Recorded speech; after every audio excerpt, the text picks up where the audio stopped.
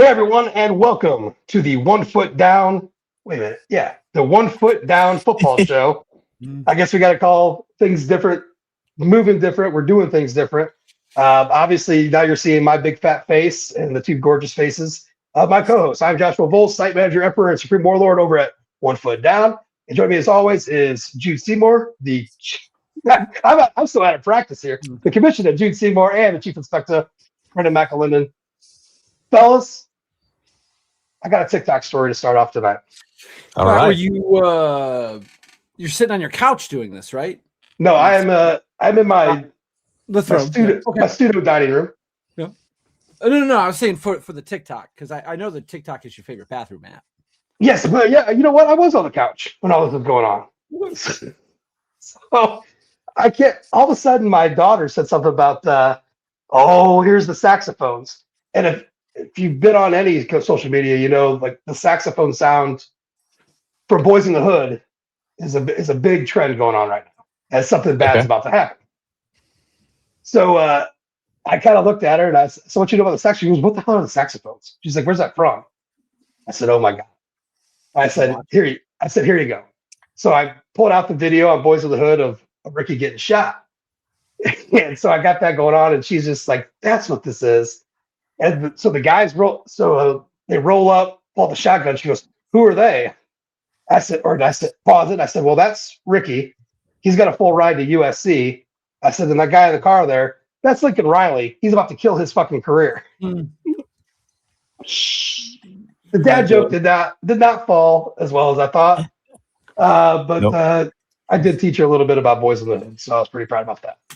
I'm actually surprised you didn't make her sit down and watch the entire movie. Yeah, I know. It's a phenomenal movie. It's a good movie. All time. It's coming. Oh no, it's coming. Yeah. It's coming. Yeah. I'll tell you what. Speaking of my daughter and watching things, so we were sitting around last night, and my wife's like, "Hey, do you want to watch that off-campus show on Amazon tonight?" I'm like, "Yeah." She's like, "You want to watch it?" She's like, "Liv, you want to watch that with us?" Ooh. Spicy. No, I knew it was a little bit, so I'm like, I don't want to. Yeah, she declined. Yeah, we're like 5 seconds into this fucking show, and I'm like, thank God. And we watched. Did you finish it? We watched 6 or 7 episodes. We're right at the point where they're about to go to Thanksgiving.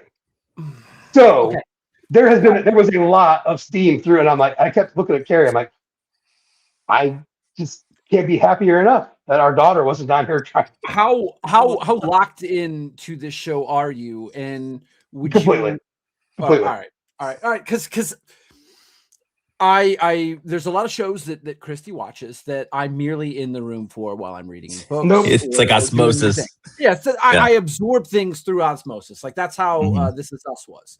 I was in the room for this. Oh show. God! Like most of the Housewives shows. You can name some Housewives because you've been in the room enough times. I don't even get me started on the shenanigans with the Housewives. Bethany Frankel, Dorinda, the whole nine of all of them. Goodbye, Kyle. Yeah, but no, this show it ends up getting into NCAA byline rules, and I got so angry at this show, and Chrissy's like, "Why are you so angry?" And I said, "This is the most unbelievable nonsense that I've ever seen." Have you not seen? I know how this works. Have you seen that Brendan Thorsby is trying to get an injunction filed to get eligible again for gambling on games that he played in? Yes. He might get to play football games. There's no and because there's an NCAA thing, and I was so fired up and angry about it. And she's like, "Why are you so angry about this?" And I was like, "Christy, because I know that this is not what happens. This is the most unrealistic thing I've ever seen in my life." Never mind the nonsense with the hockey and everything else that went with it. No, it was the NCAA angle where they gave the NCAA teeth. And I was like, the NCAA does not have teeth. They're feckless. They're feckless. They can't you were like. They're frightened and weak-willed. See, here was I thought the most unrealistic part was the coach acting like he was cool with that kid trying to live or die on his own in class. Yeah. Like, if that's your star, you know that he's saying things anyways. He might not be telling the guy that, but he's definitely sent the email to the professor like, yo, this guy's got to play. Like, come on now. Like, we're supposed to imagine this is a top program because they keep talking about Frozen 4, right? Number one. Yeah, it's the keep talking about one. Yeah, keep talking about Frozen 4. Yeah, There's no way he's just like he's gonna let some random girl be like the key to keeping a star player on the ice because of a fucking philosophy class. No. Like, no, that's not happening. Absolutely not. So if there's a random girl involved, she's doing the homework. That's who the random girl is, right? Yeah, she's taking the test. Well, it was why even that made me kind of mad because the dude was locked in. He wasn't an idiot. He knew exactly what he was saying. Like, how did he need help? Like, what did he do to fail on that paper? Because everything he said, she pretty much agreed with. Like, you were right, you're right, you're right, you're right, you're right. Like, you just have stage fright. And this is a athlete that's on the stage every night.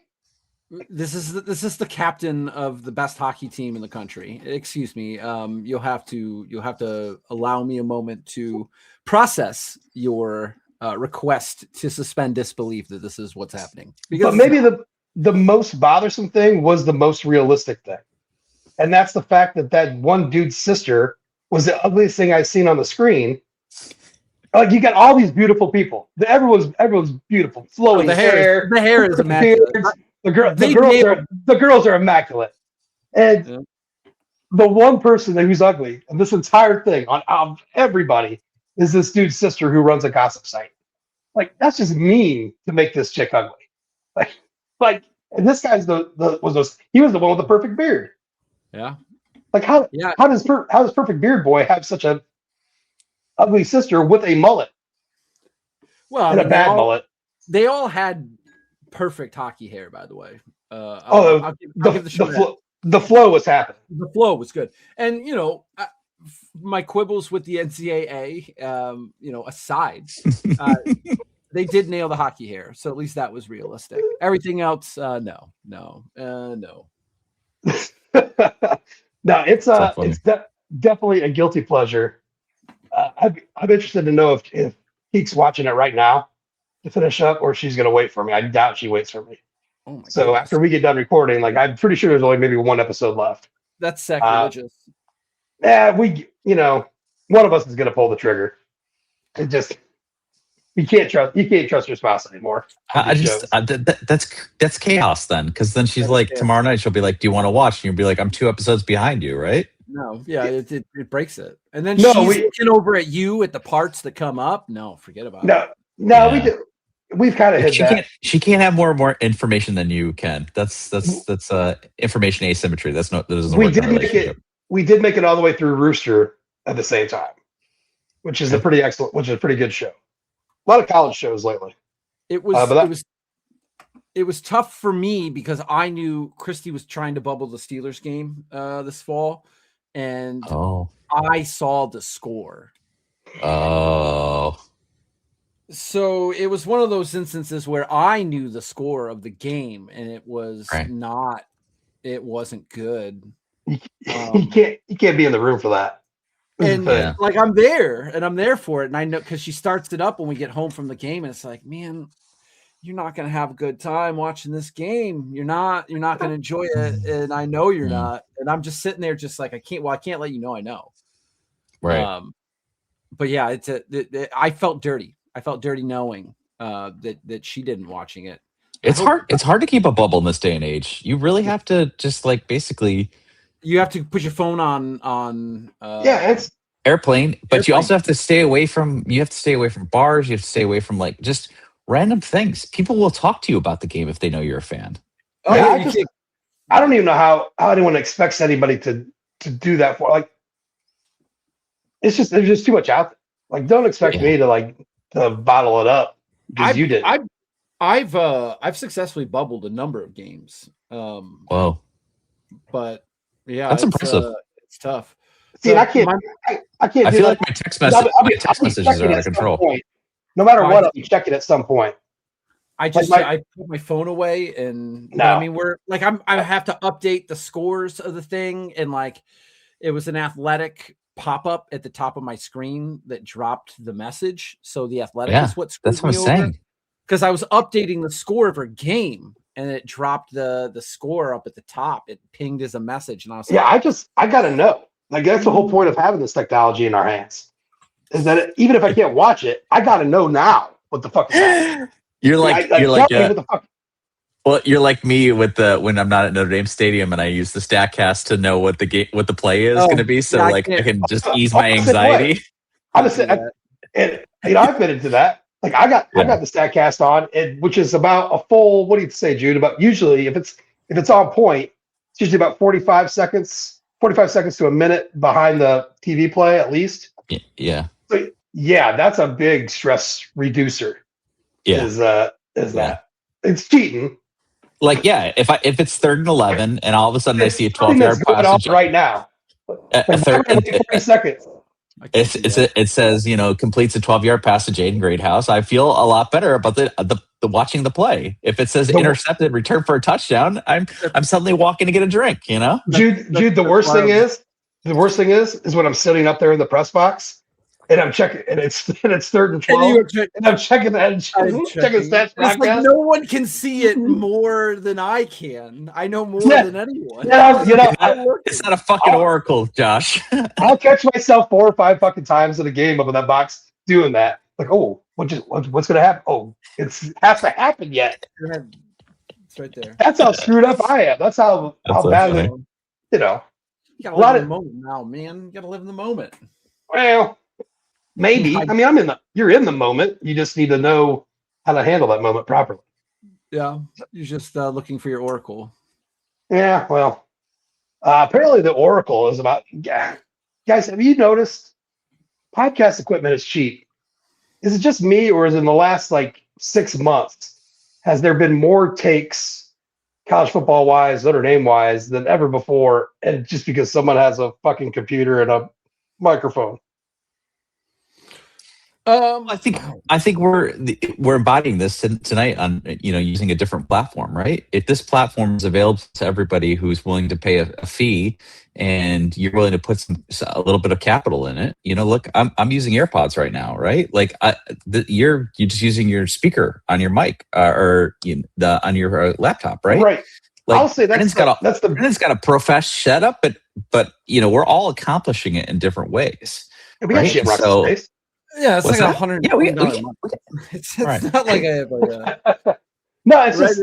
Yeah. I guess maybe that's where my TikTok viewing has actually gone down lately because of that. Because it is much more prevalent on that platform.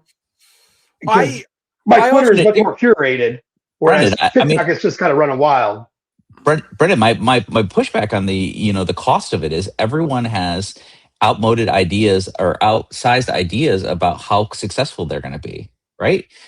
A popular meme on Instagram Reels, and I'm sure on TikToks, is like, everyone said sign up for an OnlyFans account and you'll be rich or whatever. And then you see like the actual income that they're getting, and it never tops out more than $850. And now they say they've ruined their lives and stuff like that. Yeah. Right. Podcasts are the same exact way. Like this whole social media thing that we've cultivated is you can be a star if you just do enough content, if you just grind on it. And somebody might say to themselves, if I spend $120 a month on this or whatever, I'll easily make it back on the revenue that I get. And then it never materializes because they don't stick with it, or they get discouraged by the number of people and stuff like that. Like, no, they're definitely killing themselves. And I also think if you just do feet picks, your life can't be ruined. Well, I guess not, unless you're at the beach and people are like, wait a minute. I mean, I stick to a regiment of feet picks and panties. Feet picks in my boxer briefs. Are you foot fairy? 12.95. I've seen that big toe. I don't know, man. I think I've seen that hammer toe. That thing's sexy. One of the things with it too, in terms of to Jude's point, is that's why the takes are so needlessly spicy and just hot. Because they have to. They want to generate the content. Because there's so much noise and not enough signal, right? And so to cut through that chatter, you've got to say something that's ridiculous, right? No, it has been to that point. It has just gotten louder and louder, and these are off of legitimate, media sources. On3 has been a big problem because all of a sudden they got 15 guys out there basically doing the same job in different spots, and it's just like a. You'll get one recruiting update and then 16 people will all retweet it, and it's on it like your feed. You have to scroll down, and it's like, God damn it, it's the same thing, and they're all retweeting it, and it's very annoying to get it. And I think to your end about I said this earlier in the spring, was like, it's going to be, and we're getting into the off season, we're going to start looking at it. Notre Dame hype is going to be off the charts. Well, that's why it's so loud. Or why why I bring this all up is Notre Dame just keeps getting talked about. Like it has been non-stop throughout all this, even with all the 2014 playoff stuff, which Notre Dame is very much in that conversation. But throughout it all, you would add recruiting, the preseason hype. How's recruiting doing? Phenomenal. No, I mean, like as far as high school recruiting goes, I mean, Notre Dame is on point. Gone better. And we're expecting a bunch more good news this week too, as well. So like 5-star good news. Yes. I was there's all sorts of good stuff going on right now, but I'm saying like it has been a Notre Dame parade, and they haven't even done their. And I'm saying this because they haven't even done their New York media tour. You know what I mean? No. Like the this is wash. like their like this is it's got to be coming soon because the SEC media days and the right. Big Ten. They got the busing and the boys treatment. They got, which is funny because I completely labeled that wrong. I think I kind of when they announced that they were going there, I did a quick little write up because I knew there was going to be a bunch of content coming out of them going there. I called them a Barstool podcast a couple times, which they're not. They're with FanDuel. But either way, like there has been a bunch of stuff heading Notre Dame's way since February. Yeah. It's been the noise has been there. And by the way, the first time that the team looks unprepared against an opponent, or even in the first quarter, right? They give up a long touchdown. Somebody's going to be like, if Freeman was doing less GQ and more coaching, we would have a fucking football team this year, right? It's just, wrong. Yeah. I would say that guy doesn't know ball. I mean, like, there's only so much you can do with March, and if he wants to go get a photo shoot, it's just like going to McDonald's, which you shouldn't do. It's better than going to McDonald's. You should be doing a GQ cover shoot. Look at the recruiting right now. Look at the recruiting right now. Like if Marcus Freeman meets with a kid's mom, it's over. Right? According to CJ Carr. In the biblical sense? Or? That's what CJ Carr said. No, but that's what CJ Carr said. He was like, we were kind of freaking out a little bit. Not freaking out, but we had our opinions about Carr not stretching or warming up with the team. Right. Well, but then you get that, but then that kind of settled down, or he went into it or whatever. But in that interview, when he's talking about his mom and all that, he doesn't call Coach Freeman, or like it's just free. So yeah. Freeman's just one of the boys, and that I gotta tell you, for knowing how hard nosed that Marcus Freeman is at practice, that's a weird dynamic to include him as one of the boys conversation, but yet he's out there like the drill instructor from fucking Full Metal Jacket. Yeah. Or can be at times at practice. So that's a weird dynamic, and it must work. It does. Absolutely. He's found that resonance that works for people in terms of he is somebody that you can walk in and can listen to your problems, but he's also the guy who pushes you to be better than you even thought you could be. And you're glad that he rode you so hard. Right. And not a lot of people hit that kind of resonance or whatever, but the people that do are the leaders of CEOs of companies, are the heads of divisions in the Army. Like those are people who really speak. And obviously the winning helps, right? You do all this and you win, then this is great. You do all this and you lose, then he's too buddy with the kids, right? They shouldn't be calling him free. They should be calling him coach. They should be calling him, or the kids don't respect him too. You can't be that kind of authoritarian leader and be part of the pack when you aren't bringing the wins, right? Like it's a lot like a warrior king in an ancient civilization. Like you got to lead your army out there. You got to lead them out there, and as soon as you don't show that you can do that, they're going to turn on you.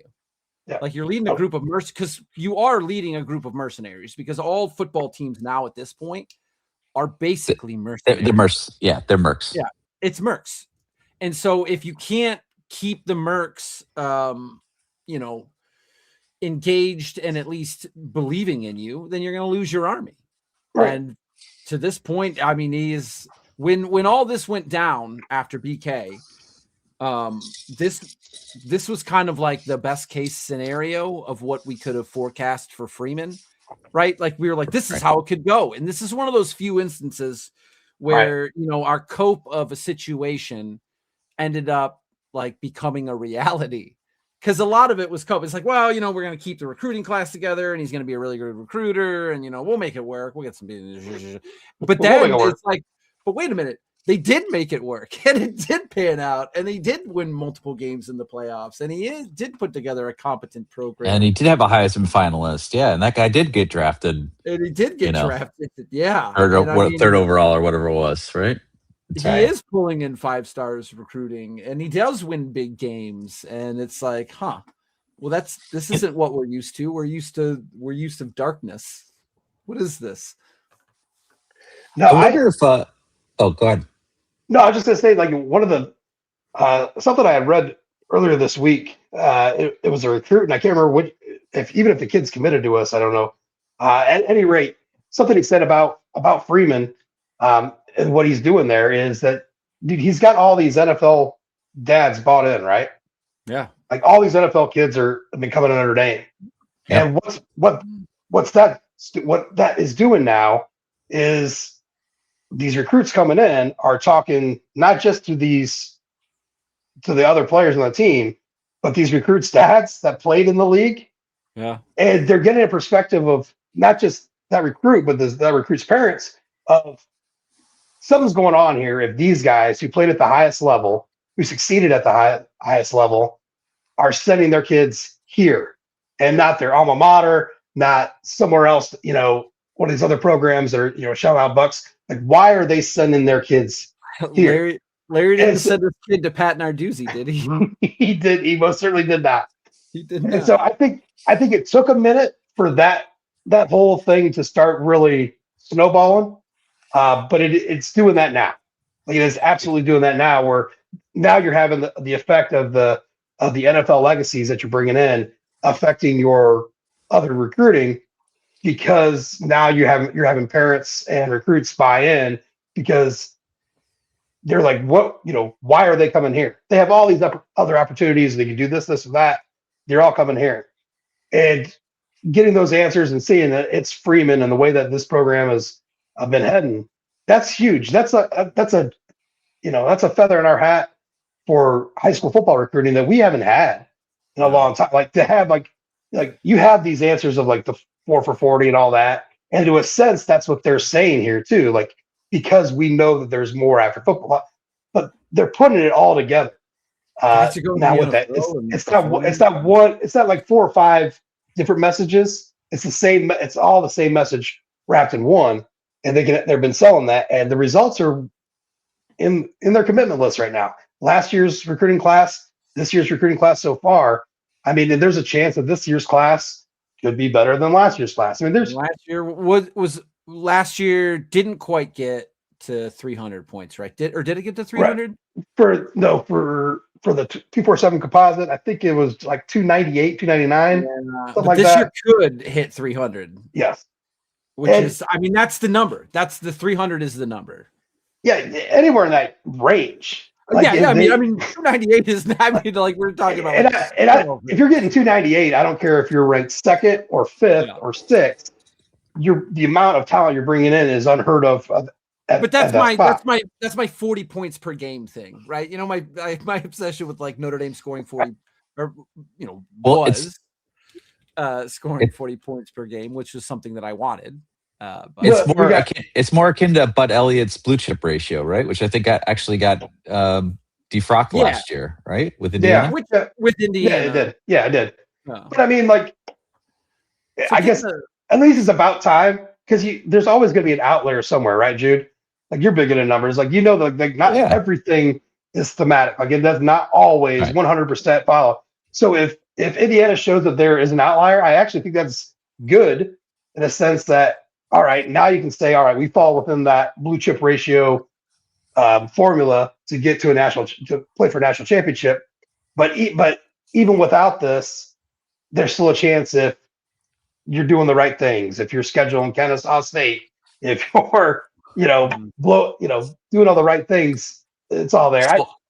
I still think the blue chip ratio shows you which programs still legitimately have a shot with, but you have a psychotic head coach. And I mean that in the best of ways with Cignetti.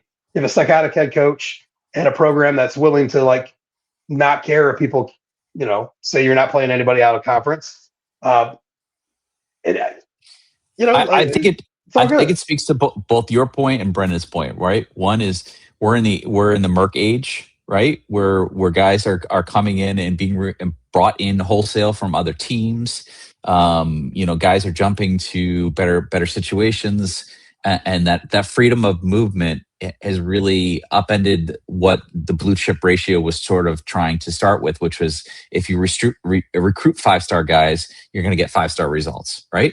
The second thing is that Cignetti had a poll that was maybe a little bit different from Freeman, but a lot of this battlefield mentality of, I love this guy, I want to die for him, I put it out, I leave it all out in the field for him, one belief or whatever. And I don't think the blue chip ratio has ever really properly characterized that, because it was so dependent on guys who may have a little bit of both, like Nick Saban, but then guys who just are treated to largesse because of the situations they find themselves in, Auburn, Ole Miss, whatever, right? They're independent of the coach.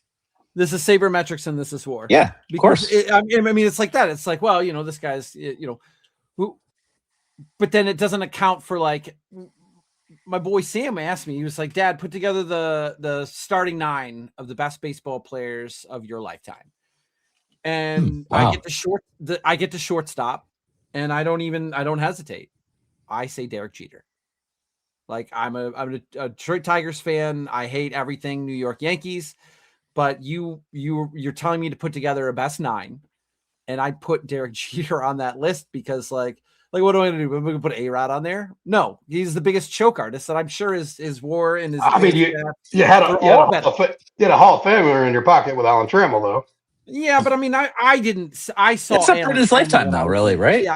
No, most if I remember him, it's at like the end, right? Okay. It's like old. Fair enough. Like any sports memories before like 92 are kind of lost for me. So everything pre Bobby Higginson. Everything pre Bobby Higginson really was Cecil Fielder was the start of it, and like the return of Kirk Gibson. But I put Derek Jeter on there, and it's like, look, if I need a hit in the 9th inning of a ball game, like who do I want up there? Do I want Alex Rodriguez or do I want Derek Jeter? Like, what does the New York Yankees fan say? Who do they? They'll say Jeter. But I can ask Ryan. Right. That's all pre his time. But they're right. They're right, because there is something to be said for those intangibles, and then you try and put that into like any sort of equation. But I think that when you look at it, like sabermetrics and WAR, they pan out.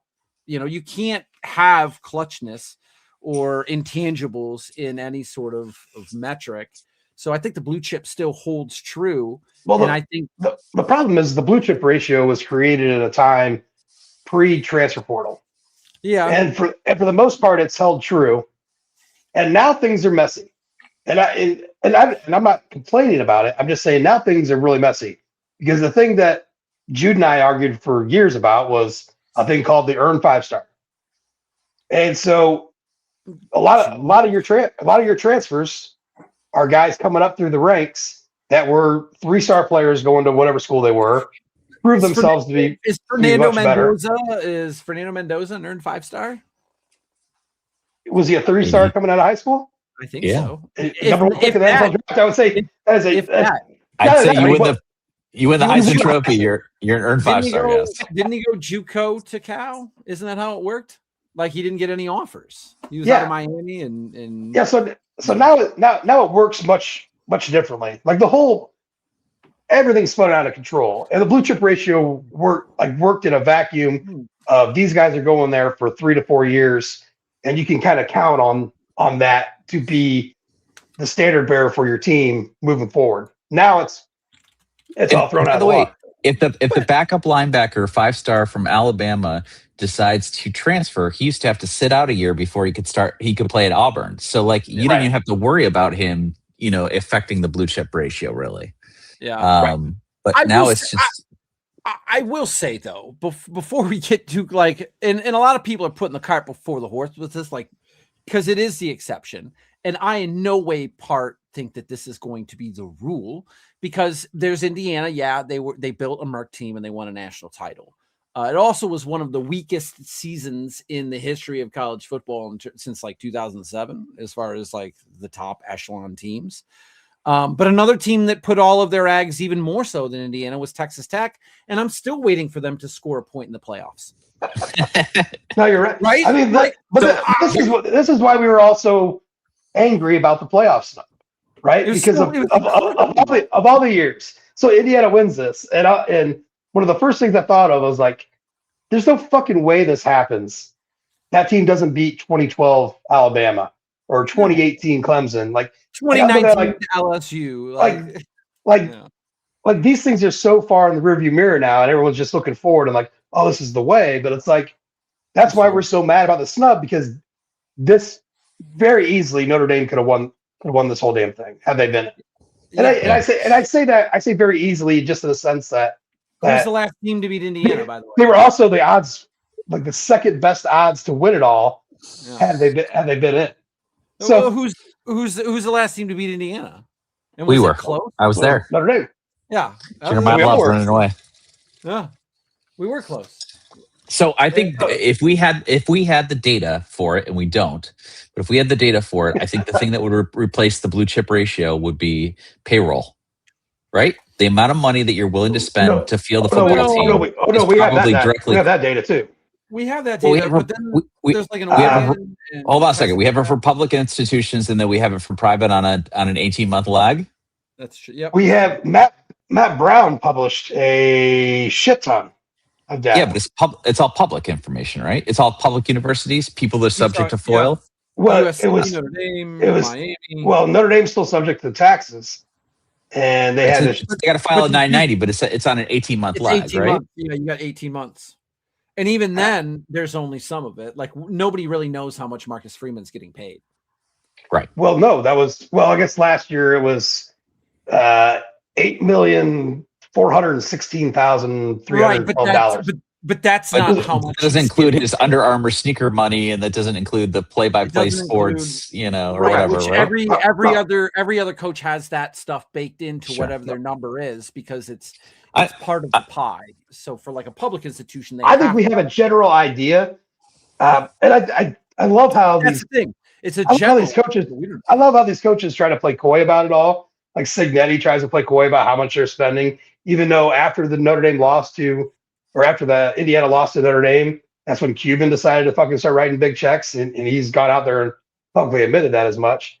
And then you got people like Dabo Swinney talking about they had a money machine like Notre Dame, and then you see what the university actually fucking spent on football, and that includes everything as a whole, your roster and everything else. But did you see? But they're like fourth in the country. But did you see that Clemson's also running a $50 million deficit? I think it's more than that, isn't it? It's around. I thought the number was around 50, but I could see it being more. I think we're still living in this puritanical age where people are still holding on to the idea that football players are attending universities to further their academic careers, and nobody wants to talk about the money, right? If Notre Dame, I think in 10 years, I think in 10 years we might be having a different conversation where people are just like, yeah, this is like knowing what the Dodgers payroll is. It's just a known number. Why? What's the point of hiding it? You know what I mean? And then the Dodgers payroll to that point. Then it's like the Shohei contract, which doesn't get added into the Dodgers payroll because he's going to get paid $1 billion. It does $2 million at a time, Brendan. $2 million at a time. $2 million. Look at fucking Colt for the next 68 years. We can look at the Tigers payroll and how much we're paying the IR right now. Oh, trust me, we could do the return on investment of the Mets payroll investment. So that's a different deal. The Tigers may be in an absolute tailspin spiral, but it's the grossest thing ever. They're that slump buster that you. I you told sought out in college. What did I tell you? I was like, I made a joke. I made a joke at Jude's expense of his Mets, and I was like, just to give him a little, little rusty trombone reach around. I was like, look, bud, because I didn't want to hurt his feelings too bad. I was like, don't worry, you got the Tigers on deck. That should clear this up real quick for you. And what did the Mets go on to do? They swept the goddamn Tigers. Yeah, this house was not quiet about that. Dylan had some things to say a little bit. Some choice words. The Guardians sweep is the most disgraceful display of baseball I've seen. Well, plus it was a 4-game sweep, so that was even more. It was just 4 games, just absolute disgrace. 3-2 to your division leader, division rival, the whole fucking nine. They're paying their whole payroll is $80 million. Your IR is twice that much. It's absolutely disgusting and sick. All their best players got arrested for gambling. But that wasn't very classe of you. No, nicely done. Back to this, back to this whole transparency thing with it really does boil down to I have no idea what's going on in Congress or what the NCAA is doing, and none of this really matters to this conversation. It's just how there aren't set 2-year or 3-year contracts. And the only reason they don't do this with recruits is because no matter how good these guys are, they don't want them to bust and still owe them this money. It's so short-sighted. It is so incredibly short-sighted. The programs themselves are short-sighted and they're screwing themselves over in the long run, because if everyone just got down to these 2-year fucking contracts, they would be in much better position, and the coaches would stop bitching about I'm losing half the roster. Well, you wouldn't if you had them set up like this. The money wouldn't be insane either, because then the ROI. What's going on right now too is a lot of these guys that were out, and I'm not saying Notre Dame, but the word is a lot of players that were out this spring with injuries and all that. It was just a contract dispute. They did not just a dispute; they weren't getting paid. Right. So a lot of these schools aren't ponying up the money that they're saying that they're paying these guys. Right, which is why Notre Dame was moving in between that period of time where they played Indiana in the playoffs in their last bowl game season, or their last game of the regular season that year, to actually lock guys to get their money out of the way, so that we weren't worrying about them playing in the playoffs like we had with that Penn State backup quarterback, or even worrying about them showing up for spring practice the next year, right? Doing winter conditioning and spring practice. So I just, Matt Brown wrote about this the other day too. I think it's very funny that, even just 2-3 years ago, we were like, oh, I wonder how much the offensive line is getting paid to promote Mission, barbecue or whatever. And now that stuff is largely gone by the wayside, because there's just really no money in it when you're getting $100,000 just to exist, right? Yeah. Who wants to be responsible for a paid post that pays you, $1,000 based on your Instagram following? I'll tell you what, as a site manager, whatever the hell you want to call me, the emperor, nothing was more fucking annoying. Nothing was more annoying than all these little NIL deals that these guys were doing, and it being reported by 15 fucking people. Oh, it's time with dude wipes. Couldn't tell you how much I could care less than Notre Dame's offensive line. Why are you doubling down and giving free advertising to this other? They were getting more than their money's worth. They're paying these players to advertise for them, but not only that, you got every writer in the fucking country. Well, and posting this stuff.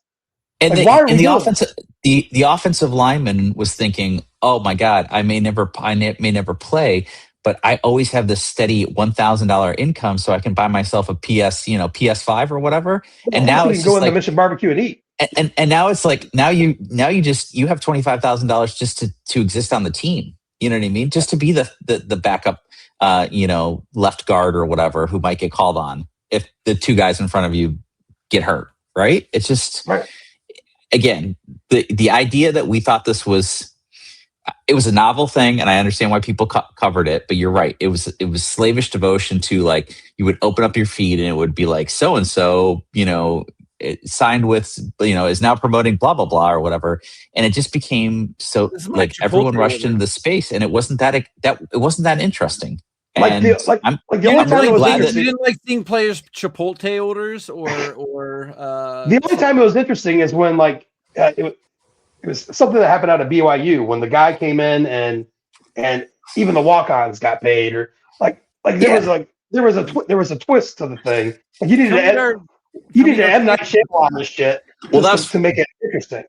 That actually was hilarious because in retrospect, everybody was like, I don't know how they're going to get this deal done. Like, this isn't pay to play. We can't, they have to be doing something for this money. And now we've dropped all that pretense. We're just like, hey, you exist. Like, again, we said this more than a year ago. If there's 100 players on Notre Dame's roster, how many of them are not getting paid? 0, right? How many remember, are it wasn't that long ago 100? where they had Notre Dame players had to do some type of charity. That's what I was to get paid. The Brady Quinn fund. You had or where you had to run a summer camp, or you had to show up at a Dick's Sporting Good and sign autographs for an hour. You know what I mean? Like, right? Jeremiah Love said he made so much from NIL money, he doesn't think he needs to touch his NFL contract money. Like, he doesn't. All his marketing money dude's set up for life. By the way, that was early 2026, and what was it, 2022, when Savvy Jack and Father Jenkins wrote the op-ed in the New York Times that basically said, if we go for a pay-for-play model, we'll just take our ball and go play with Princeton, and just don't get on any train, and they're all moving so fast. And for J Love, the thing is I don't know how out there it is, but he got offered like mid 5 figures to go play for another college that season before he became the starter at Notre Dame. What was it? It was 2024. No, it was 7 figures. I mean, it was in the millions. Was it in the millions? I thought it was. No, it was. No, in fact, because his dad had mentioned it a couple times. This is the only reason that I had heard that, and then his dad had said it a couple times not long after he got drafted, and that he was sticking it out of Notre Dame. So I know it was Jeremiah Love. I know paid. Maybe after the playoff run last year, he was probably offered 7, but before he even became a big, when it was still Audric Estime's team, he got offered in that offseason money from Missouri never quit. I'll say that Missouri never quit. Mizzou gave him that initial offer because there was some concern about it, and what kind of a decision was that for him? Mizzou offered him a bag, he didn't take it, stuck with Notre Dame. And the NIL stuff, now he's, top 5 NFL pick and doesn't need to touch his NFL money because he made so much money at Notre Dame. Well, I just think how much advertising is he going to make? That's something marketing. Is he going to make marketing just as for the next couple of years as the, in his position now? He's going to make what? Probably at least $5 million a year for the next few years just doing ads. Well, he's the highest running back in the league. Yeah, right. No, it's just... I'm saying here comes the McDonald's, here comes fucking Subway or whoever the hell wants to throw down some money for you. He's got that, and that's his money that he's going to use. He's not, everything that's going into the bank from his. That's insane. From Love. Yeah, I would say if I was Marcus Freeman's agent, I love stories like this because the next time Marcus goes in for a contract negotiation, he'll be like, you remember when Jeremiah Love was offered $1 million or $2 million or $5 million or whatever the insane number was to go play at Missouri, and he said he wanted to stay? Why do you think he wanted to stay? What do you think it meant so much to him? Do you think it was that degree from Notre Dame that he's doing absolutely nothing with, or was it because he loves Coach Freeman? Right? He has that power. He has that magnetism. So I want to kind of change the subject just a little bit because we had been, we took a nice little hiatus, or do we call that a sabbatical? Yeah, it's a lot like what it was a lot like what the Notre Dame men's lacrosse team did in the second period today. A sabbatical. Yeah, they took a sabbatical for that second. They were like, we got off to that hot start in the first. Let's take a break for a little bit. Let's just chill for a minute. We'll come back in the third and see what's up. there's been a lot of stuff going on, not just like the constant Notre Dame talk about all sorts of things, and we can talk about that, but there's no point. The big news is, really lately has been this whole, hey, let's just go ahead and keep changing the college football playoff every fucking offseason. Like it is now tradition that every offseason we need to talk about how much they're going to tinker and mess with the offseason or with the postseason. And so now you got this whole 24. So I just want to get you guys' thoughts on the 24 team, 16 team, 12 team, and the kind of like the stuff that's coming out about. I think they're false equivalencies, and I think they're just flat out lies. Like, a 20, not only will a 24 team, have more teams involved, but now people are going to be able to schedule. Like, no one's going to schedule any tough games at a 20. There's no. Do you know People the don't- real reason why they're pushing for a 24 team? There is an actual reason, and nobody's had the balls to come out and say why the actual reason why they're pushing for a 24 team playoff is. It's just dollars and cents. They can make more money because it's more games. Yes, that is true. But do They you can sell know? better games to ESPN. But do you know?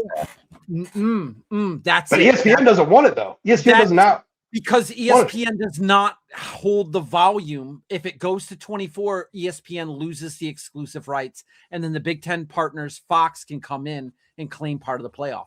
If it expands to 24, ESPN loses exclusive rights to the college football playoff.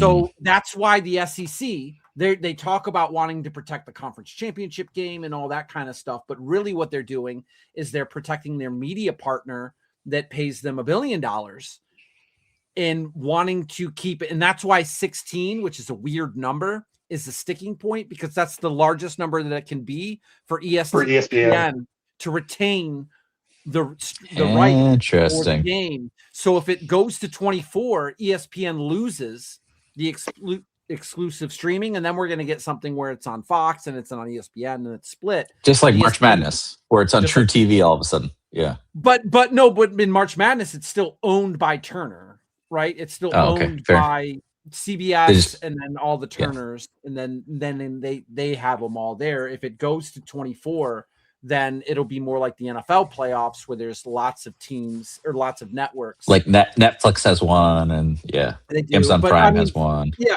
NBC will have one, and then CBS and Fox will have the other two.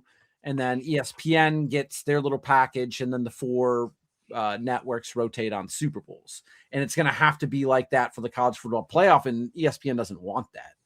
And if it goes to that too, who knows what the scheduling is going to look like, because ESPN sort of kowtows to the NFL and doesn't want to step on their toes, which is why we keep getting nobody wants college football playoff games on December 31st. No. Is that why we're locking in Kent State on our schedule, because we're just anticipating that we're just going to be playing 6 important games at the end of the season?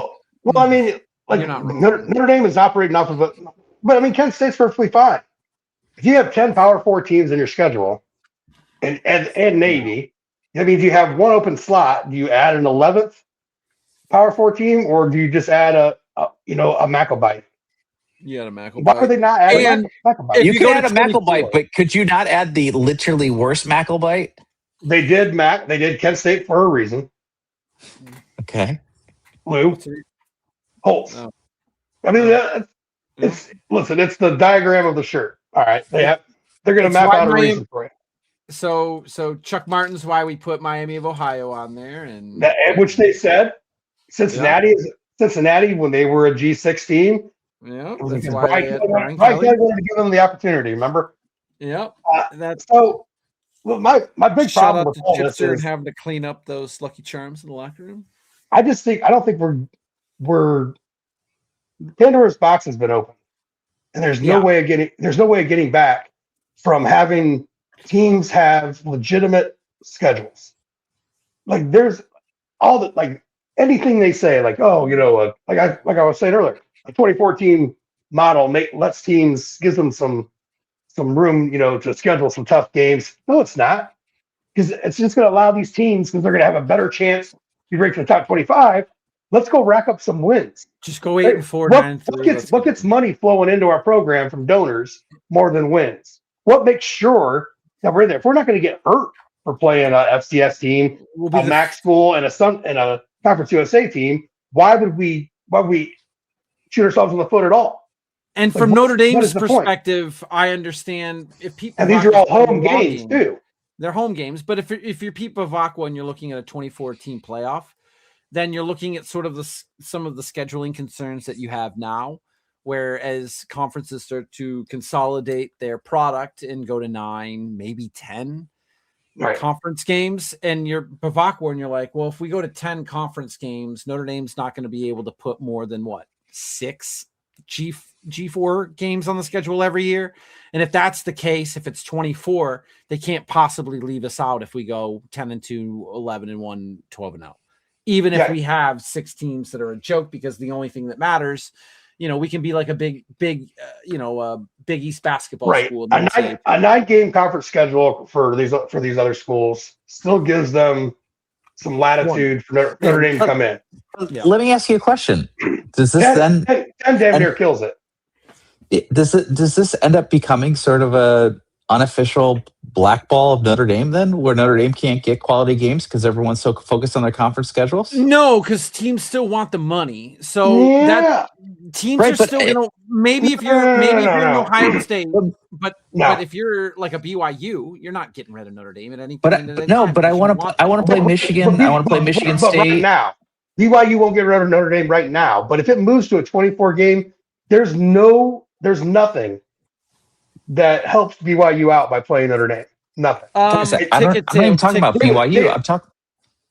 I'm talking about Michigan, Michigan State, Purdue. Michigan State is different. We traditionally played when we grew up in the 1990s rooting for this team. Are we ever going to see any of those matchups again? And Michigan State will change over time, Brendan. Like, it's good that they're coming back on now, but if things are moving in the same direction, and if they want their program they're not looking for a loss. Michigan State needs a win. But here's the thing: is Michigan State is not looking. This is the difference between Michigan State and USC for how they perceive themselves. Is USC perceives themselves as being a blue blood, but we don't need Notre Dame. We don't need a Notre Dame win. Or let me rephrase that. A Notre Dame loss is not worth a Notre Dame win. We anticipate a loss, and the win is not right. But in a 24, if it goes to 20, if it would go to 24 teams in the playoffs, Michigan State would have that same mentality because they would be absolutely right. But they don't see themselves that way. So Michigan State would look at it and go, not yet. Look, we're gonna play Big Ten schedule, and we're probably gonna pick up 2-3 losses. So we're gonna need a marquee win somewhere along the way, where if Wisconsin and us both go 9-3, 8-4, and it's disgusting to say. I just think all this get over the playoff hump, and a game against Notre Dame is a way to. I think everyone's going to move in towards the IU route, and avoid everything. I think even I keep saying 24 teams, but it's going to be like even now, like teams are trying to find ways just to rack up wins to be in position. And if it goes to 24, then forget it. Like, I think we're going to have all sorts of scheduling problems where, even if it's 16, there's probably going to be some scheduling problems as well, because with 16, you have the runway where 16 teams means that you can take 3 losses in a year, which means just go through your schedule. But I think people are going to start. I think these programs are really looking at that but they don't have to take that either. Like, they would much rather just schedule in Sam Houston State and get the home revenue. But if you're not assured, but the attendance numbers on these games that they're scheduling against Little Sisters of the Poor are not good. And you can look at the and this is part of the reason why when you look at the ACC agreement and you go, well, what's in it for the ACC? Why is Notre Dame still? Well, then it becomes just all it is the math problem. What means more to them? The playoff revenue they get being in versus a big sellout because Notre Dame comes to town. And I'm telling you, their playoff revenue is shared by the conference. It's not exclusive to the school. So whether or not they get in there or not, it nothing? But the team's in it. But that's not for all conferences. ACC runs a little differently. Big Ten works differently than the SEC. they all run it a little differently about how they share their playoff money. But teams that get in get a bigger portion of that. But so people aren't going to want to see. Eventually, they will get sick of Michigan scheduling Little Sisters of the Poor. Not if numbers. Not if they go to 10 conference games. Maybe. And no one's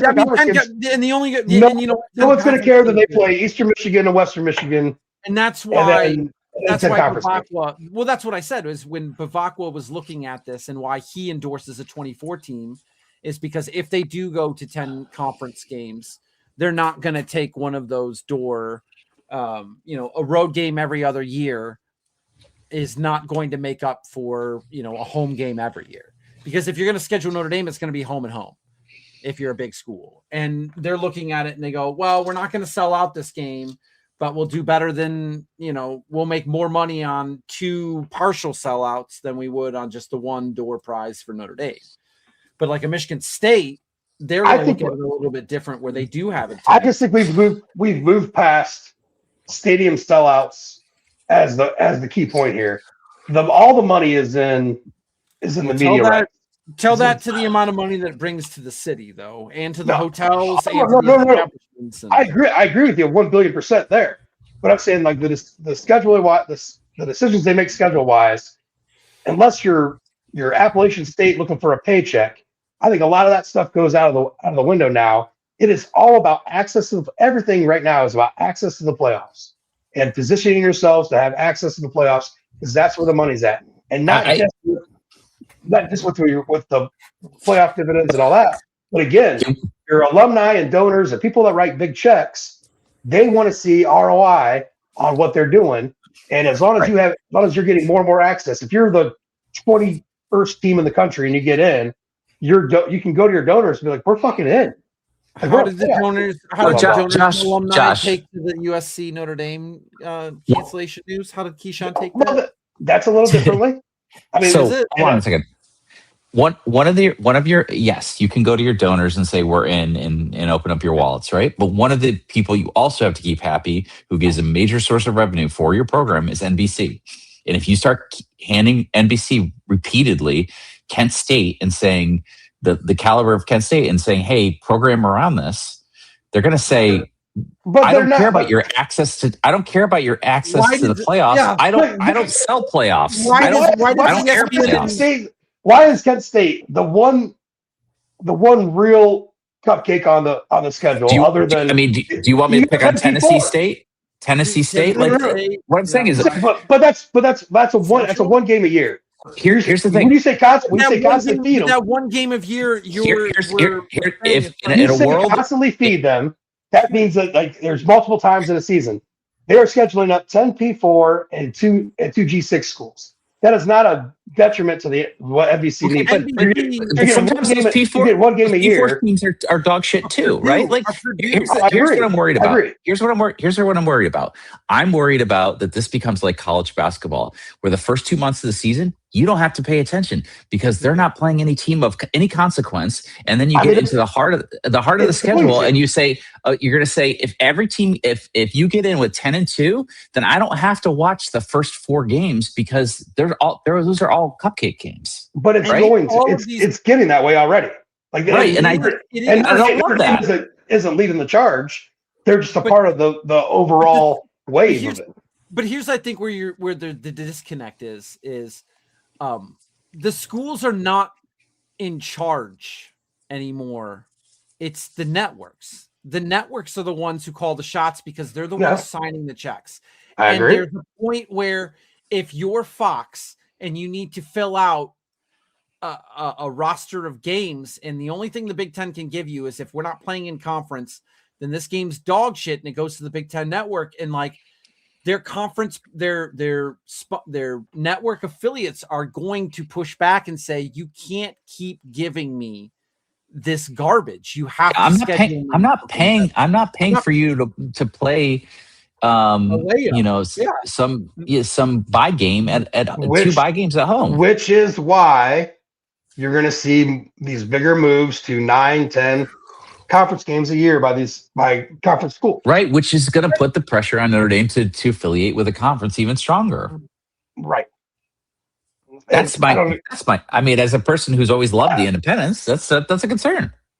No, I agree. I'm just saying, like, if Notre Dame goes 12-0 playing against a chump schedule, they're still getting in. I was just pushing back by using the Kent State game as a scapegoat. Everybody schedules up one fucking chump.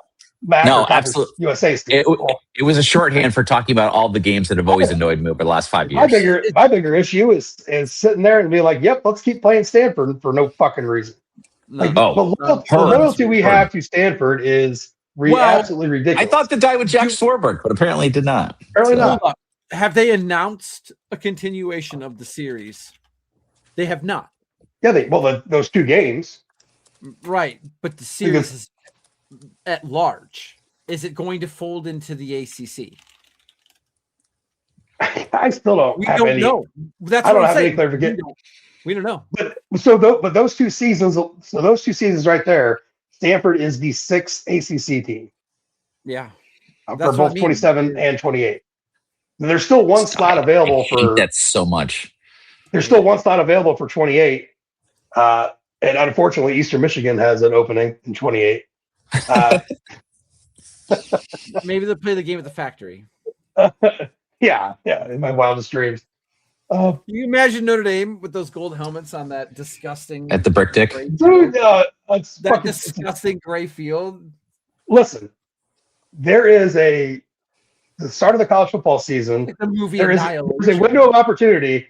I'm taking the boys up to IPSC for a MAC conference game to start the season. Eastern Michigan versus Sacramento State to start the season off in Ypsilanti. West Coast MAC coming into Ypsilanti. So I'm pumped about that. Cool. But no, I think Pate talked about it the best recently, because I just don't think there's any way we're going to get out of this. Like, the regular season's fucked. Like, it's just, we can say, oh, they could do this. I don't think there's no could have anything. They have a set way in what they want to do, and it all comes down to dollar and cents.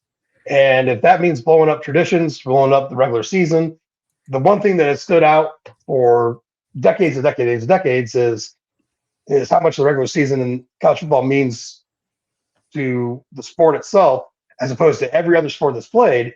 That's all coming to an end, boys. Like, that's not going to be a thing anymore. Like, the things that we grew up loving about college football, and not just loving, but also like the pain in your gut from a bad Saturday afternoon, like, that's all going away. And those are the things that college football has strived on.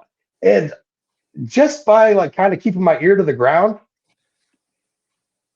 I would say anyone under the age of 35 is kind of fine with that.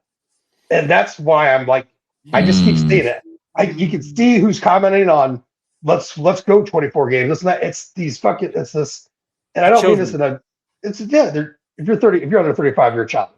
The kids are not all right. Like, you're not, like, you didn't like Brendan's borderline, because he's a little younger than us, but like, the greatest time to be alive as a college football fan really was in the 90s, which for Notre Dame fans is a struggle bus. But it was peak college football was in the 90s. I would say anywhere. I would argue the early 2000s. Anywhere, honestly, anywhere from 86 to probably 2012, 2010. Wow. Yeah. Okay. You stretch. I'm stretching out a little bit because it started that Alabama dynasties.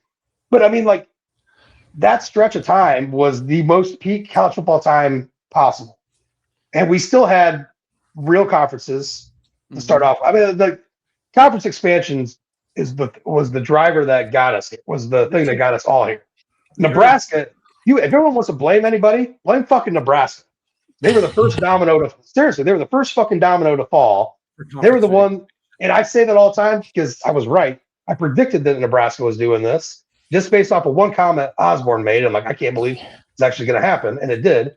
I don't blame Nebraska. I have a different scapegoat. It's for the same reason. I don't blame Nebraska for losing or leaving. Who I blame Nebraska for leaving for is I blame Texas and the Longhorn Network. I think Texas and the Longhorn Network is what broke everything, because after that, you got a Big Ten network. Well, that was why Nebraska left.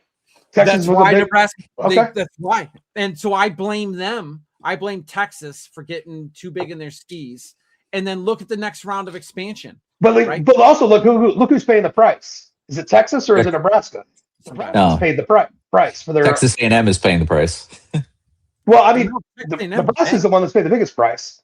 Like, look where they were as a program before. It has nothing to do with who they're playing, as far as like quality of opponents. It has everything to do with what that program was and how they went about their business, including recruiting. This is back when you could say what conference you're affiliated with had effect on recruiting.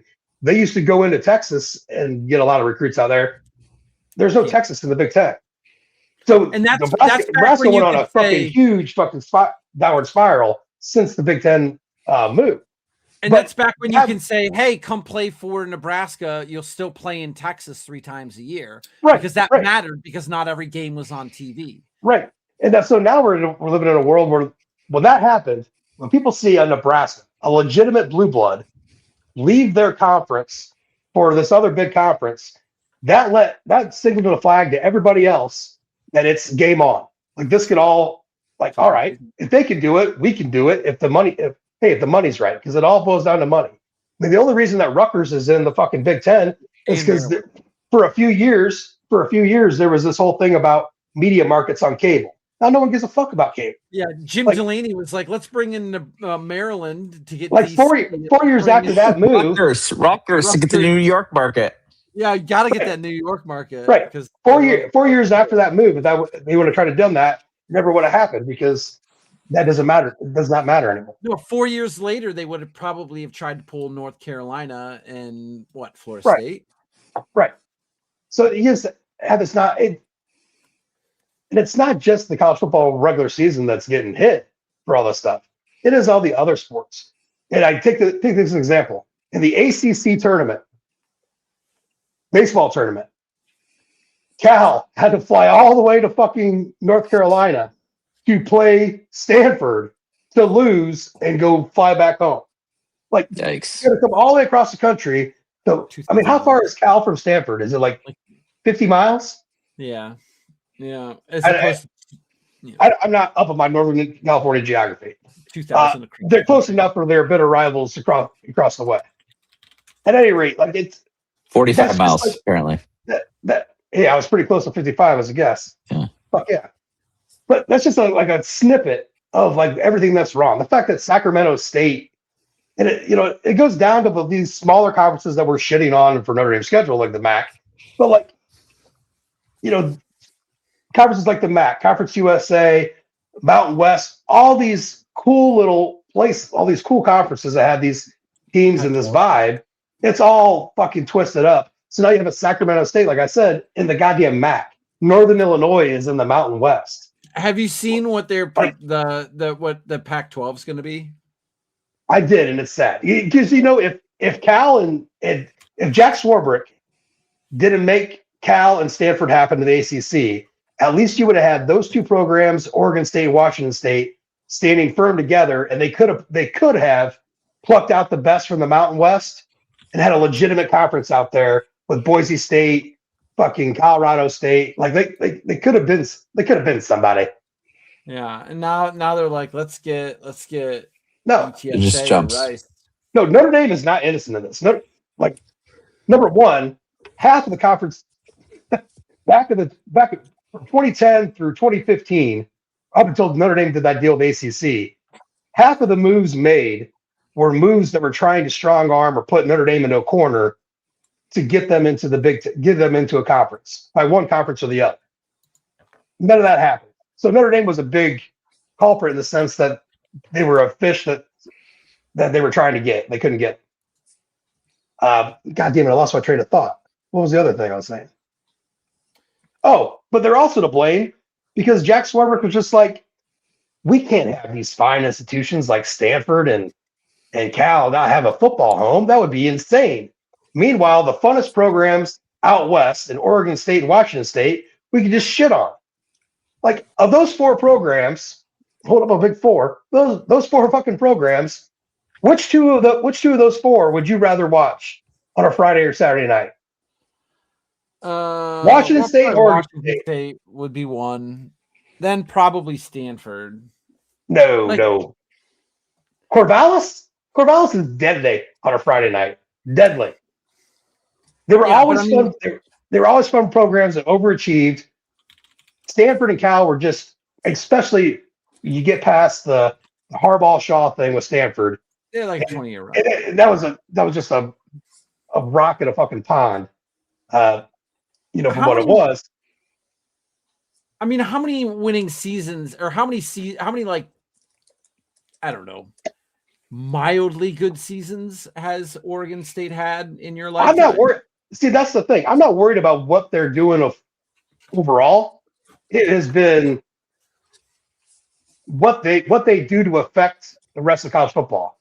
Oregon State's good for an upset, as a major upset once every 2 years, which is better than most teams.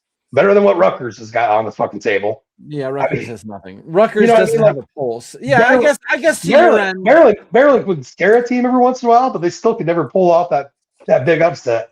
Like, Oregon State did damage to rankings. Did damage. Like, and it's fun. Because you didn't expect it, except you knew on a Friday night, if the game was in Corvallis, I'm watching that shit. There was going to be some fun. Yeah, they have 3 double-digit win seasons in their program's history. That's fine. They were still more fun. One of them happened in 2000. Iowa State. I mean, they are basically Iowa State. You're selling me on Iowa State. No, you are selling me on Iowa State, because what was Iowa State good for? An upset. They would beat Oklahoma every now and then. You were selling me on Iowa State. Oregon State is Iowa State. They're the same thing. Because Iowa is obviously more important than in Oregon. I have never talked romantically about Ames, Iowa, as I do Corvallis, Oregon. It's only because they've ended USC seasons. They kept Pete Carroll. That's good enough for me. That's good enough for the rest of the country. That's the standard. They fucking did their job. They did what they were supposed to do. It just baffles me how bad a position we put them in by helping out Stanford and Cal for what? Like, I still don't see the reasoning why, other than Jack had a hard on for Stanford and they wanted to hold on to their rival in Cal to give them the ACC. It just, none of it made sense to me, and I could care less about both those programs. Outside of a run from Jonathan Smith, where he went 7-6, 10-3, 8-5 from 21 to 23, Oregon State hasn't had a winning record since 2013, and they were still more fun to watch than fucking Stanford.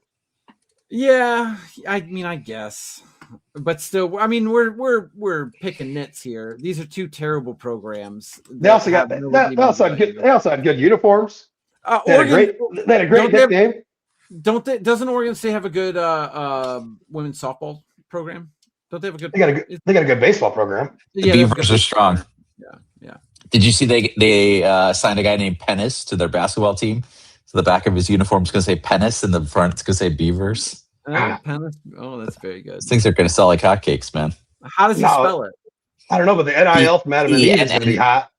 PNNIS. Pennis. That's like a specific that's like a kind of like that one. We're not going to say his name, but the Eastern Michigan basketball player. Oh yeah. Can't say the name. He's from Indiana. He is. He's a linebacker. It starts with K. I know a guy. Yeah. I know a guy. Yeah, I'm not going to be so bold as to get that on fucking video. Never. I won't be trying that. I won't be trying that one. I will not be trying that. No, okay. No, okay. Until he becomes like MAC Defensive Player of the Year, and then I'll say it without blushing. This isn't a Netflix roast. We're not looking to make any trouble here. I'm pretty sure. I know he redshirted last year, but I don't think he saw the field, but maybe 2 or 3 games, maybe for a couple of minutes. So his time's coming at some point. I can't wait. His jersey sales are off the charts. I can't imagine. I imagine everybody in the city of Saline's got one. In the city of Saline. No, and in Ypsilanti. Oh, in Ipsy. I thought I said Saline, which was making me think of old Tommy Not far Carr. away. Which, Oh, by Tommy the way, Carr.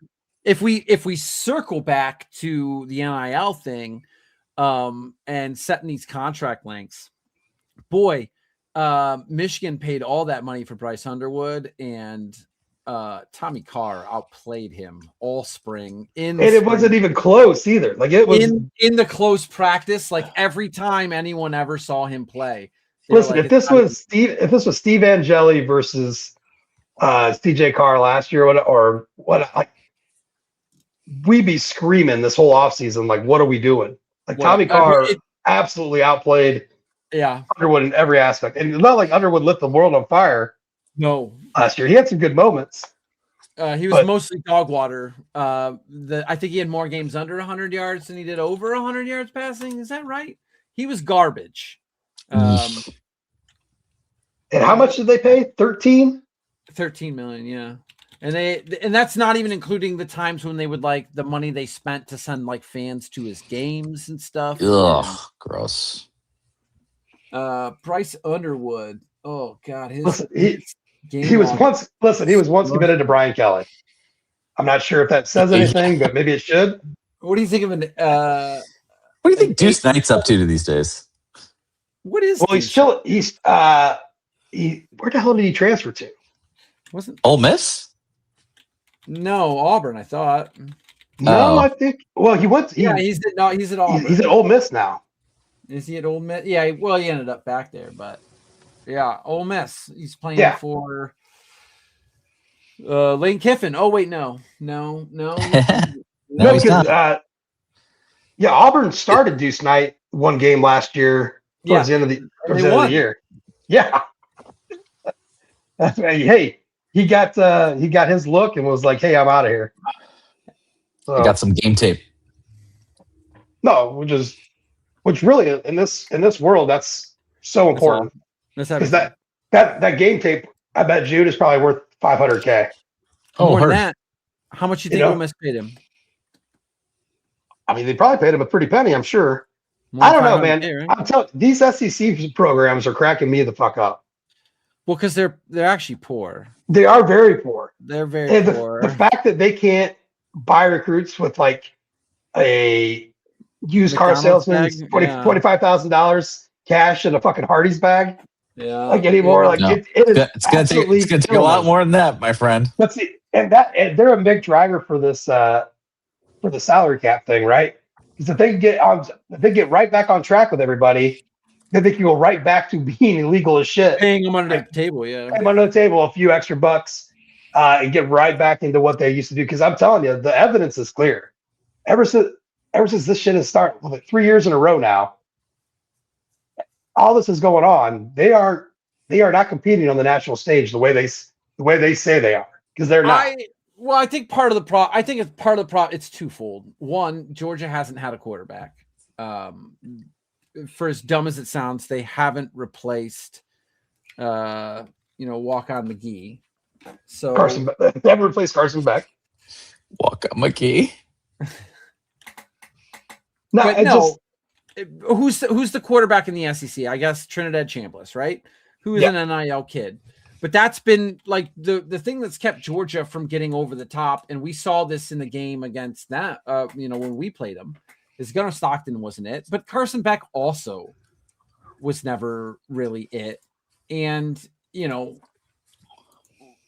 Stetson Bennett, right? Walk-On McGee. He was a no-star walk-on, and he just kind of held the job, but he performed at the level. Like Georgia's never had that quarterback. And a lot of people you'd expect a 27-year-old. A lot of people go to school for 9 years. Yeah, but he was supposed to be Georgia, and Kirby Smart was supposed to be the heir apparent to Nick Saban. But Saban always got quarterbacks, and like Georgia just hasn't. If it didn't work out for Stetson Bennett, at least he has his Georgia degree to fall back. Wait a second. Yeah, he did go there for 7 years and not graduate. But that's another thing too. Like Alabama's not getting quarterbacks either. Like, you're not getting good quarterbacks. quarterback No, play because out of there's there. parity now. Because people have money. Because Texas Tech has money. God damn it! But but who's got more? Like, you still look at the NFL draft, and like outside of Ohio State, it is still pretty much just SEC. Okay, but like, that's also dwindling. That's going to catch up. That's also dwindling. Right. I'm telling you, it's like San Diego picking, or Los Angeles picking Notre Dame players, right? People get stuck in these little headspaces where they're like, SEC must be good or whatever, right? Like, all that shit is going to get rewired in the next 2 to 5 years. Yeah. I don't know. The Big Ten as a whole and the ACC as a whole has held their own the last couple of years in the draft, like from top to bottom, inside the draft. So. If you Ohio State has held their own, and Michigan's had a few years, but outside of Michigan and Ohio State, you might have like 5 Oregon kids, 4 or 5. It's not like Alabama or Georgia putting like. But you also have you have 3 or 4 from Illinois. I mean, you put it all together. There's quite a bit in there. I mean, I don't know where it's at. I'm not going to try to look it up, but there was a graphic out there showing you the difference now between what the SEC was putting in the draft and the SEC last year, what 87. they were putting. The SEC put 87 last year. The Big Ten put 68. Texas A&M had the most with 10, Alabama with 10, Georgia with 8, and then it went Ohio State at 11, Indiana at 8, and Penn State at 8. The ACC had 38 guys. That's it. It's fine. Miami with 9 for what they're doing. That's fine. But I mean, like, how many of those SEC players are getting there because of the perception? Like, at some point, like, there isn't a whole lot of difference. There isn't a whole lot of difference on tape between this NC State defensive lineman and the defensive lineman from fucking Mississippi State. I mean, there is, though. I mean, like, I'm just saying, like, Jude. I think Jude nailed it with, like, you have a certain way of thinking going into these things, watching these guys. So I don't know. The SEC is fucking hurt. Like, just look at what happened the last few years in the playoff. Like, this isn't just some, made up bullshit. Like, these guys are not performing well against the best in the country outside of their own conference, whether that be in the playoffs or in the fucking, in the bowl games, which I know we have, I really don't put too much stock in the bowl games, but there's enough there where, like, hey, if you're playing your backups, so they're playing, and when fucking Maryland's playing their backups, and Maryland's beating you, like, what's that say about the health of your program? Well, because Maryland is playing, the SEC school is playing the backups to their backups because their backups are also transferring. Wow. All right, Greg Sankey. I still think that the SEC is the far and away more talented conference. It's not even remotely close. You could say that, but I'm going to say they're also not the best conference out there. The Big Ten has shown that repeatedly with their 3 national championships in a row. Their domination otherwise in the bowl games. Whatever caveat you want to put on that. 2 in a row. I'll put a caveat. I'll say 2 in a row. Well, no, SEC hasn't won in 4 years. All right. So, who won the national title 3 years ago? There's an asterisk. Mm-hmm. Yeah, but it wasn't an SEC school. It was not an SEC school. That is true. You should still beat them. No, Alabama absolutely shit the bed, and that was a disgraceful game. Right, but that whole perception was play the playoff. Play call from Tommy Rees on the goal line was maybe made me about as angry as Tommy Rees has ever made me, and that includes Tulsa. But no, but that perception is what fucked Notre Dame last year in the playoffs, because it was never about Miami. It was always about Alabama and the protection that the SEC was throwing Alabama's way, and there was nothing more clear than what happened after Notre Dame beat Stanford. Yeah. And once you saw that move, then you knew what was going on. And it just especially when Alabama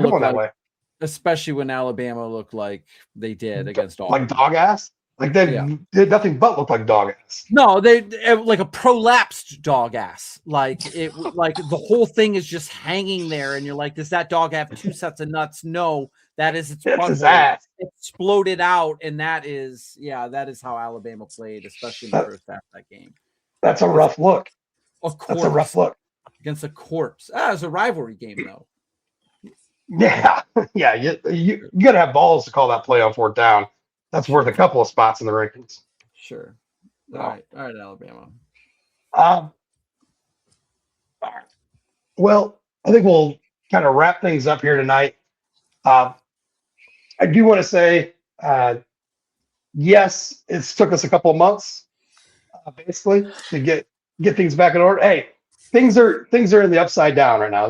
Things are kind of wild with my promotion / elevation or whatever into the role at 1 foot down.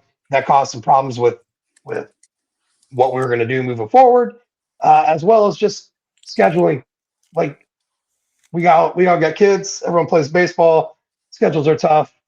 Just there's a lot of things going on. So I do apologize. I started to ignore messages coming my way about the podcast rather than answer them. We didn't really have good answers at that.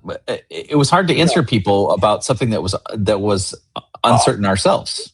All I can say is that we were working on it, and I was. And for a while, it would take me a week to get an answer about one little thing, and then it would take me another week to get an answer about the second little thing.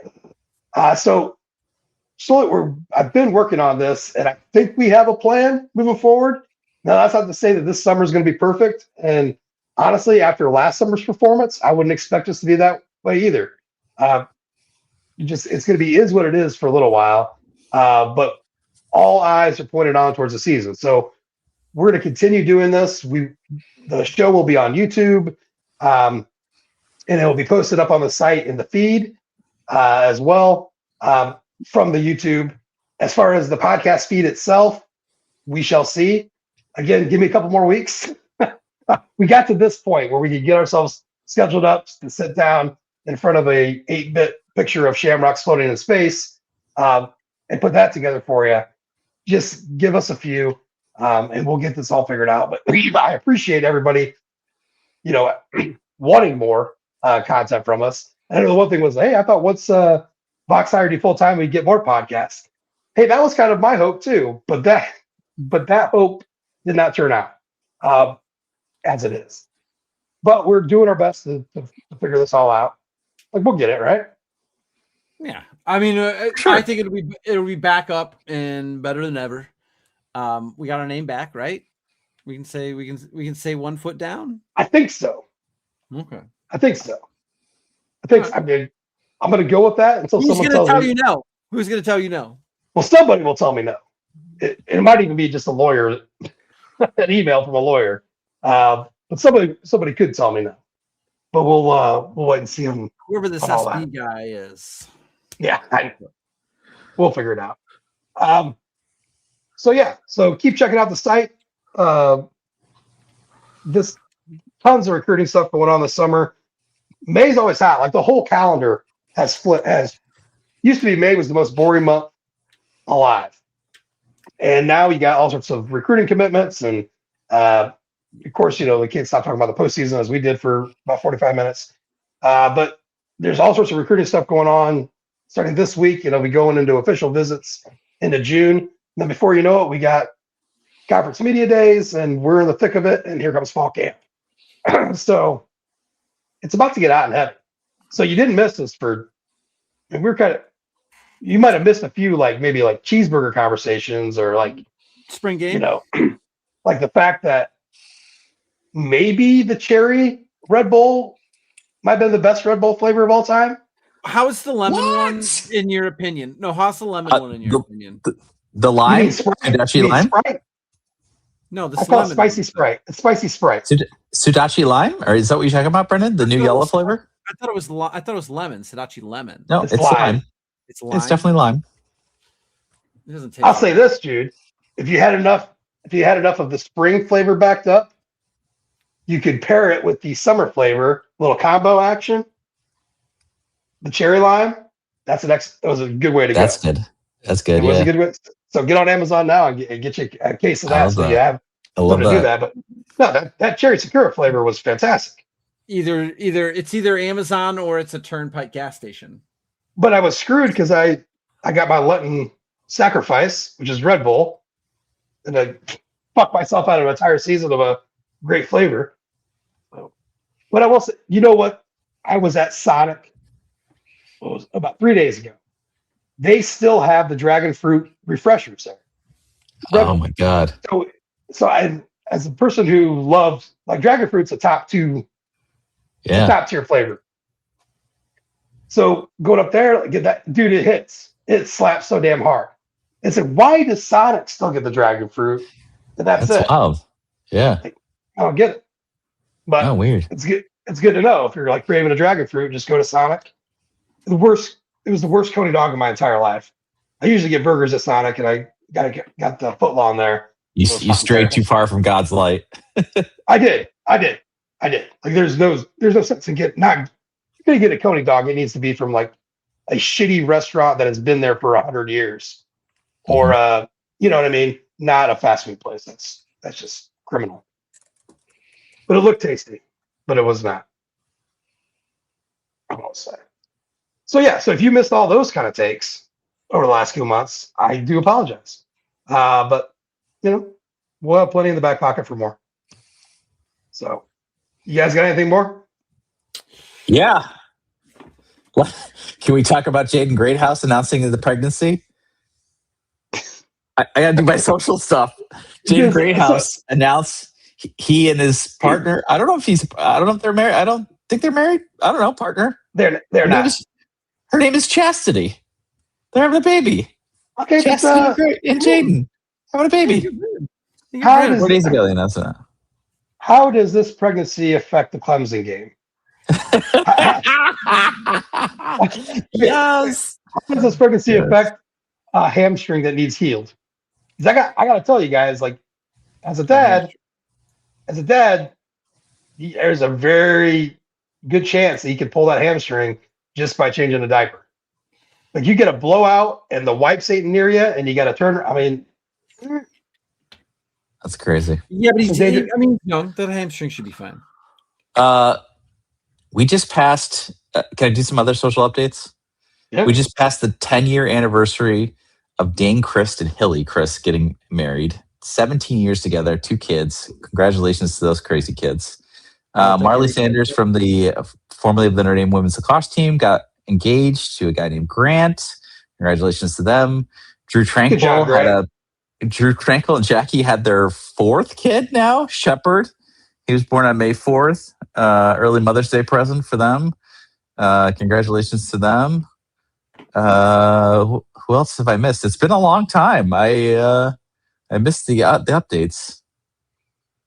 I might not have more than that. Ooh. The only one of those that I knew for a fact was the Greathouse dude.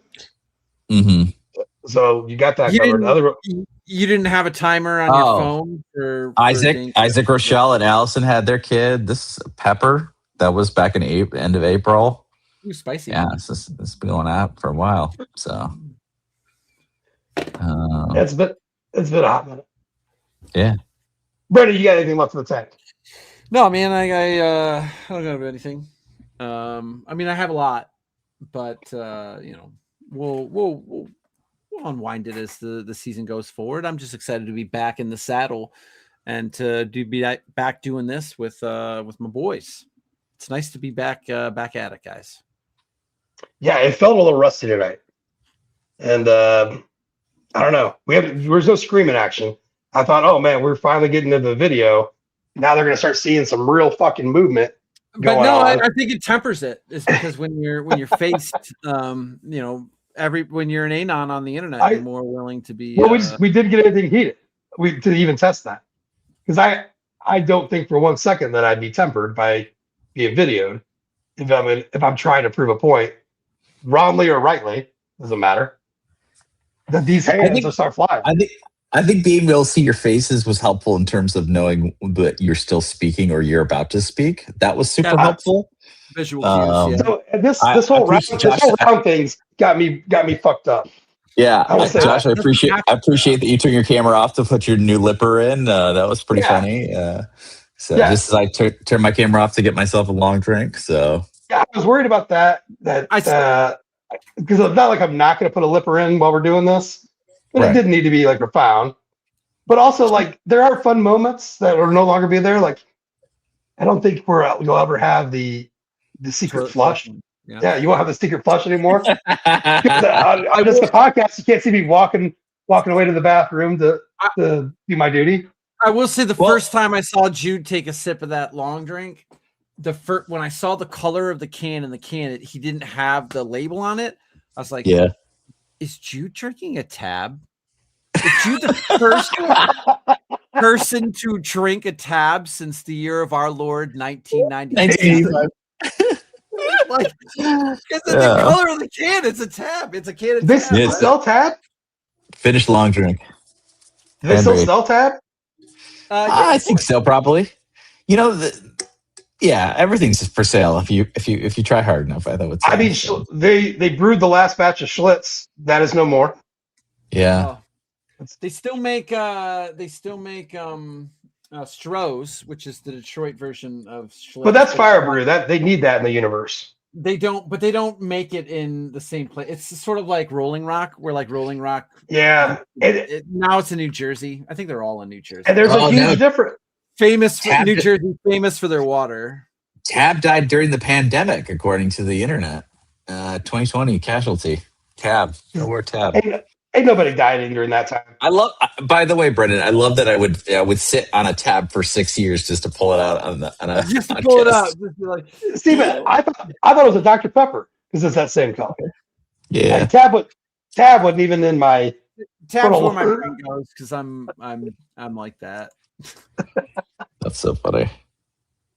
All right. Well, that's it for us. Again, check us out over at onefootdown.com and stay in touch, in tune, whatever the fuck with the universe and these Shamrocks floating in space. And we'll try to see what happens during the rest of the off season. So for Brendan, for Jude, for everybody over at 1 Foot Down, thanks for listening. And as always, go Irish.